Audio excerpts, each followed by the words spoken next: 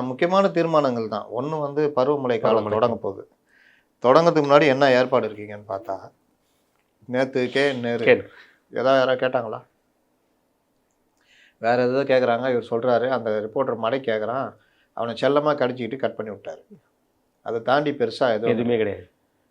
மழைநீர் வடிகால் இப்போ பருவமழை தொடங்க போது என்ன நீங்கள் ஏற்பாடு பண்ணியிருக்கீங்கன்ற கேள்வி யாரும் கேட்கல. அவரும் அதை பற்றி சொல்லலை. இப்போ இவங்க என்ன சொல்கிறாங்க, பருவமழை தொடங்குது. அப்போ தொடங்குச்சுன்னா இமாச்சல பிரதேசம், உத்தரகாண்ட், ஹரியானா, பஞ்சாப், டெல்லி, ஜம்மு காஷ்மீர் இந்த க்ளவுட் பஸ் இங்கேயே வந்துச்சு. ஆமாம், வட சென்னையில் ஒரே நாளில் 10 சென்டிமீட்டர் 15 சென்டிமீட்டர்லாம் பெஞ்சது க்ளவுட் பஸ் ஒரே நாளில். அதனால் அந்த மாதிரி வரதுக்கான வாய்ப்புகள்லாம் இனி இருக்குது. அப்போ அதுக்கு வந்து தமிழகத்தில் கனமழையோ மேக வெடிப்போ ஏற்படும் பட்சத்தில் அதை எதிர்கொள்ளும் வகையில் தமிழ்நாடு அரசு தயார் நிலை இருக்க வேண்டும். மேலும் தமிழ்நாட்டில் வடகிழக்கு பருவமழை தொடங்க உள்ள நிலையில் கனமழையினால் ஏற்படும் பாதிப்புகளை தடுக்கும் வகையில் மழைநீர் வடிகால் கால்வாய் பணிகளை விரைவில் முடித்தல். எங்கே முடிக்கிறது?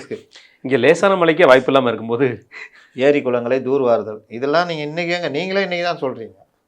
அதெல்லாம் நீங்கள் முன்னாடியே மார்ச் ஏப்ரலில் பண்ணி முடிச்சு வைக்கணும். மழைநீர் தேங்கும் போது உடனுக்குடன் நீரை வெளியேற்றுவதற்கான மின் மோட்டார் உள்ளிட்ட ஏற்பாடுகள். ஆகாய தாமரை அகற்றுதல் அன்றைக்கி தான் அவங்க வந்து அகற்றிட்டு இருப்பானுங்க. வெள்ள அபாய பகுதி வசிக்கும் மக்களுக்கு பாதுகாப்பான தங்குமிடங்களே.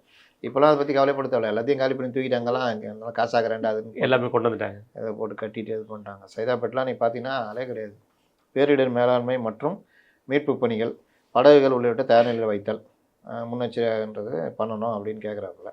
2வது தீர்மானம், தூய்மை பணி தொழிலாளர்களின் குறைந்தபட்ச ஊதியத்தை உறுதி செய்ய தொழிலாளர்களின் உரிமைகளை பறிக்கும் அரசாணைகளை திரும்ப பெறுக. இதெல்லாம் வந்து திராவிட மாடல் ப்ளஸ் சமூக நீதிக்குள்ளே வந்துடும். சப்ஜெக்டுக்குள்ளே இருக்குது.